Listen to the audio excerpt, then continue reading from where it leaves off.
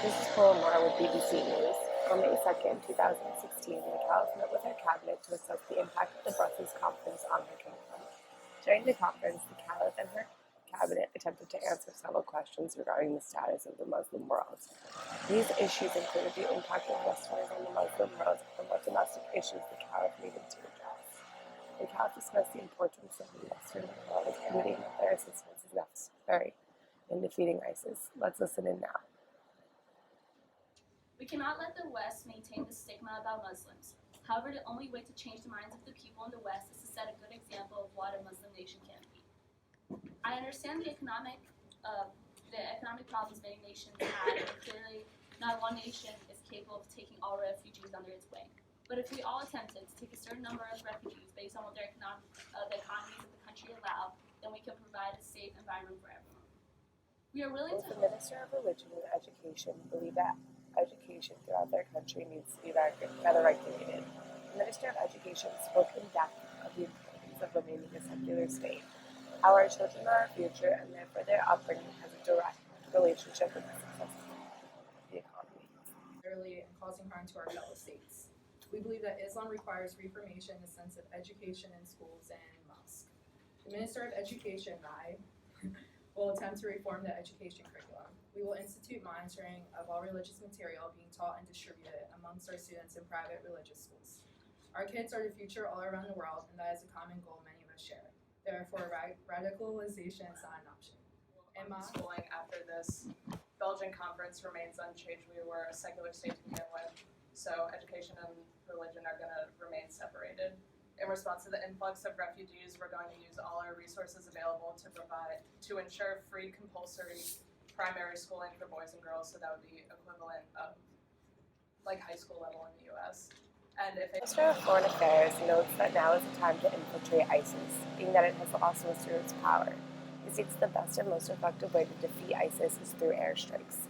Airstrikes have thus far been the most successful way in destroying key ISIS hubs. ISIS is losing ground and cannot pay its soldiers.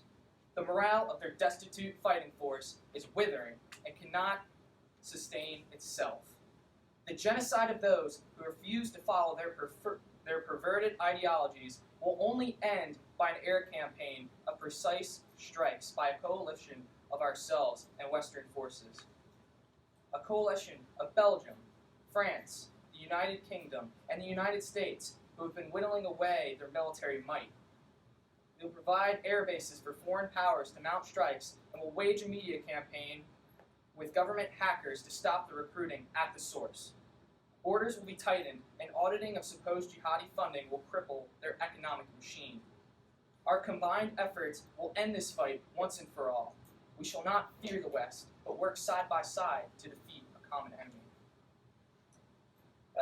Several reporters from BBC were taken hostage by the group. They reported from an unknown location. Surrounded by members of ISIS, Boko Haram, and Al-Qaeda, the groups discussed their success thus far. The groups made plans of suggestions that would maximize their success in the future. The leader of ISIS began the meeting. He brought up his potential plans, and these plans included bombing the Indian Point Energy Center in New York, which would completely cut off all electricity in New York City. That we have to pretty much monopolize the Western world. Alright, so first things first is that we're going to keep launching some pretty high quality propaganda videos. I don't know if you guys saw what we released for New Year's Eve in New York City, but I thought it was pretty frightening myself. Definitely some scary stuff. We do have a whole social media center backing us up, so we do release some actual like high quality propaganda videos. That social media center is called Al Hayat Media Center, and they basically like give us a lot of money to do what we're able to do to promote what we're trying to promote. Daily thing that we need to keep doing is keep recruiting. As of now, we have about 20 new members join ISIS a day. We actually have around 50,000 militants in Syria alone, and we're doing a lot of good work over in Jordan. We have about 3,000 members from Jordan itself, and we keep penetrating Jordan. A big recruiting factor for us is 15 to 20-year-olds, people that have a feeling of like they don't know where they're going with life. and a lot of people that feel like they would die for a greater cause, such as ISIS, and be part of the grand scheme of things. We should keep promoting Islamophobia.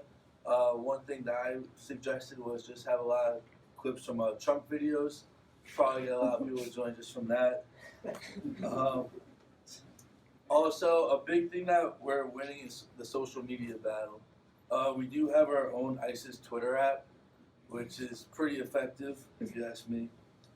We have hashtag propaganda, which gets a lot of people joining the fight. We also are on Instagram and Facebook. Basically, we're just like getting out to all the people that we could.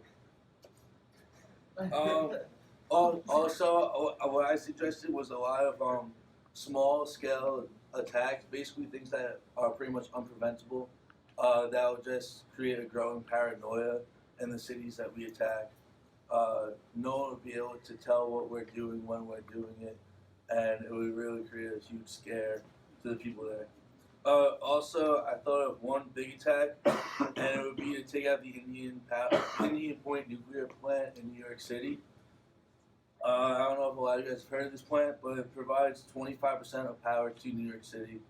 It also generates $1.3 billion of annual economic output. So I think that if we'd be able to shut this down through some sort of suicide bombing of some sort, we'd be able to shut down the city's electrical output for a couple of days, and it would also basically destroy the economy. That's it for us. Next, the leader of Boko Haram pointed out his successes thus far. He too explained his future tactics. One tactic that was most outsiders are unaware of is the use of drugs to recruit potential members. We've currently about 22,000 people killed. I think that's a decent start towards ridding the world of all the Western influence. So basically, we pretty much cornered the market on Central Northern Africa. It's kind of boring. It's not doing too good. We got everybody's scared of us here. We got to expand, get some people hooked on drugs. Not bad. Just ship in some cocaine, talk to the cartels, be like, hey, we got some. Yeah, okay. And get them addicted, become their supplier, and eventually bring them along and get them to blow something up. So that's what I got. Members of all groups understand how much social media has impacted the success of their recruitment. While I agree completely with my noble leader, we must enhancify the intelligence of our inner workings. We must push out through social media. We must push out through social media, such as ISIS has done. Noble leader. We must use the Twitter, the Instagram. You can follow me at Muhammad. And we must push the beautifulness of A jihadi woman from southern London shared her opinion regarding the significant role that women played throughout the situation. Very important, and women can have a big role in this, and that's what we need to focus on. Whereas other groups who were trying to achieve the same thing didn't include women. I have a blog currently in which I write about how to get to Syria, how to participate, the best way to be involved, and that has attracted a lot of young women so far. The biggest role of a woman right now is to be a wife and a mother, and I think the most important thing is the next generation of jihadist lions that we'll be raising. So it's most important for people to be recruiting women as well to marry ISIS leaders and participants and have children so that our movement can take over by the mass. It seems as though terrorism organizations have been losing their stamina. Support of the Western world will be essential to the caliphate to defeat ISIS. Hopefully their interactions will foster better relationships between the West and the rest of the Muslim world. Thank you, and that is all for tonight.